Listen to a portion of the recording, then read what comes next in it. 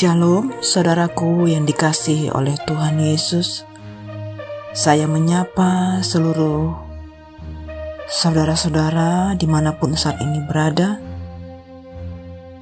Kita patut bersyukur kepada Tuhan kalau hari ini kita boleh berjumpa kembali di dalam program Renungan Kristen hari ini, Kamis 24 Februari 2022. Kita sungguh bersyukur karena anugerah Tuhan yang sungguh berlimpah dalam hidup kita. Kita merasakan betapa besarnya kasih Bapa yang menjamah setiap kita, yang membawa kita semakin kita boleh menjadi serupa dengan Kristus Yesus. Bahkan kita memiliki pengertian untuk semakin hari semakin menjadi pribadi yang benar di hadapan Tuhan. Saudaraku, biarlah pada hari ini kita semakin memberikan hati kita, pikiran kita untuk kebenaran firman Tuhan. Kita dapat merenungkan firman Tuhan dengan sungguh-sungguh, sehingga firman Tuhan yang akan memerdekakan, menyembuhkan, memulihkan, menguatkan setiap kita. Kita sungguh bersyukur atas damai sejahtera, kekuatan yang sudah Tuhan berikan bagi kita. Dan saat ini kita rindu lebih lagi untuk masuk dalam kebenaran firman Tuhan. Sebelum kita masuk, mari kita satukan hati untuk berdoa. Bapa kami yang di surga, kami bersyukur untuk setiap kami, saudara-saudara kami yang setia, boleh mendengarkan renungan harian. Kami berdoa Tuhan, kami bersyukur Engkau yang mengurapi, memberkati setiap anak-anak-Mu yang boleh mendengarkan firman Tuhan ini.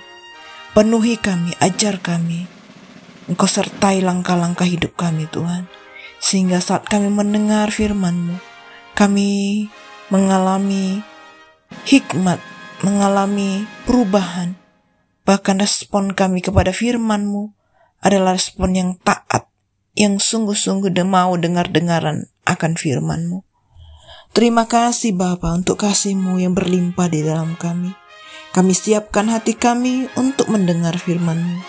Bersabdalah bagi setiap kami. Hanya di dalam nama Tuhan Yesus kami berdoa. Haleluya. Amin.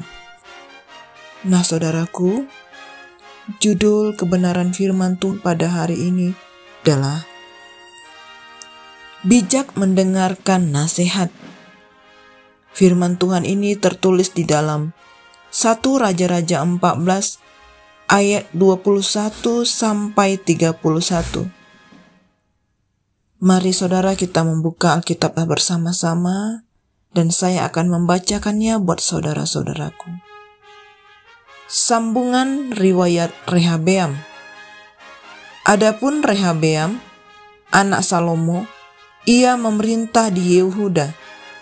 Rehabeam berumur 41 tahun pada waktu ia menjadi raja, dan 17 tahun lamanya ia memerintah di Yerusalem, kota yang dipilih Tuhan dari antara segala suku Israel, untuk membuat namanya tinggal di sana. Nama ibunya ialah Naamah, seorang perempuan Amon. Tetapi orang Yehuda melakukan apa yang jahat di mata Tuhan, dan mereka menimbulkan cemburu Tuhan dengan dosa yang diperbuat mereka, lebih daripada segala yang dilakukan nenek moyang mereka. Sebab mereka pun juga mendirikan tempat-tempat pengorbanan dan tugu-tugu berhala dan tiang-tiang berhala di atas setiap bukit yang tinggi dan di bawah setiap pohon yang rimbun. Bahkan ada pelacuran bakti di negeri itu. Mereka berlaku sesuai dengan segala perbuatan keji bangsa-bangsa yang telah dihalau Tuhan dari orang Israel. Tetapi pada tahun kelima zaman Raja Rehabeam, majulah Sisak, Raja Mesir menyerang Yerusalem. Ia merampas barang-barang perbendaharaan rumah Tuhan dan barang-barang perbendaharaan rumah raja. Semuanya dirampasnya. Ia merampas juga segala perisai emas yang dibuat Salomo.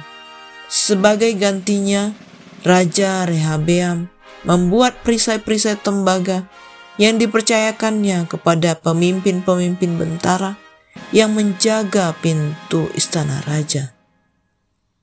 Setiap kali raja masuk ke rumah Tuhan, bentara-bentara membawa masuk perisai-perisai itu, dan mereka pula yang mengembalikannya ke kamar jaga para bentara. Selebihnya dari riwayat Rehabeam dan segala yang dilakukannya, bukankah semuanya itu tertulis dalam kitab Raja-Raja Yehuda?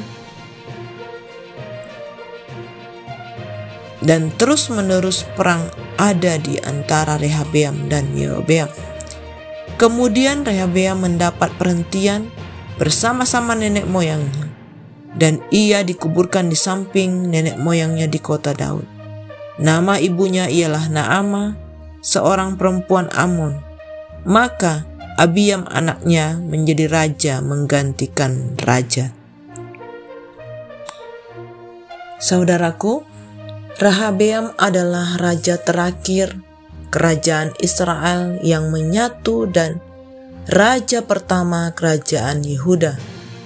Ada 3 situasi yang terjadi pada Israel di bawah kepemimpinan Rehabeam. Yang pertama, di bawah kepemimpinannya, kerajaan Israel terpecah menjadi 2, yaitu kerajaan Israel dan Yehuda.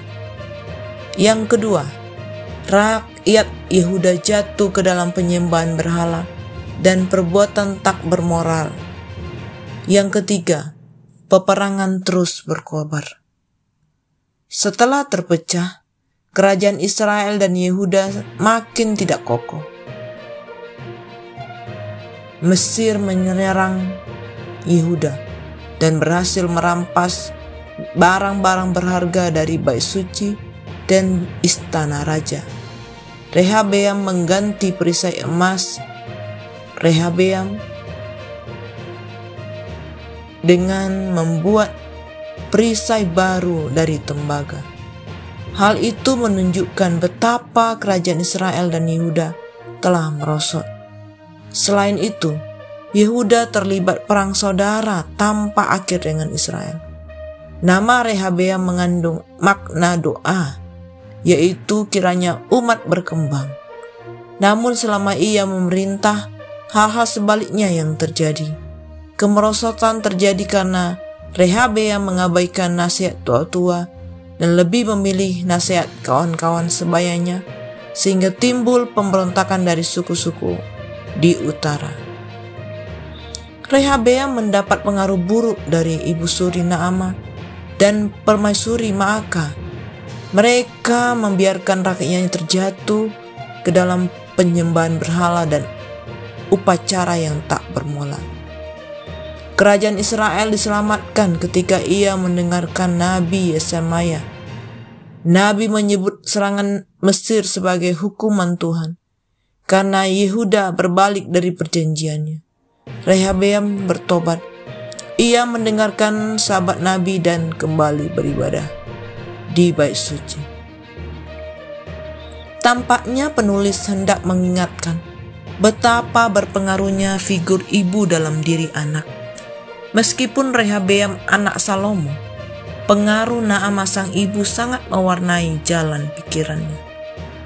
Pada zaman Rehabeamlah kerajaan Israel terpecah menjadi 2. Ketika naik tahta menggantikan Salomo, raja menaruh harapan tinggi kepadanya. Yerobeam sebagai wakil ayah rakyat memohon agar raja mengubah kebijaksanaan Salomo yang amat memberatkan rakyat. Rehabeam menolaknya, bahkan berkata, "Ayahku telah menghajar kamu dengan cambuk, tetapi aku akan menghajar kamu dengan cambuk yang berduri besi." Mengapa Rehabeam bertindak demikian?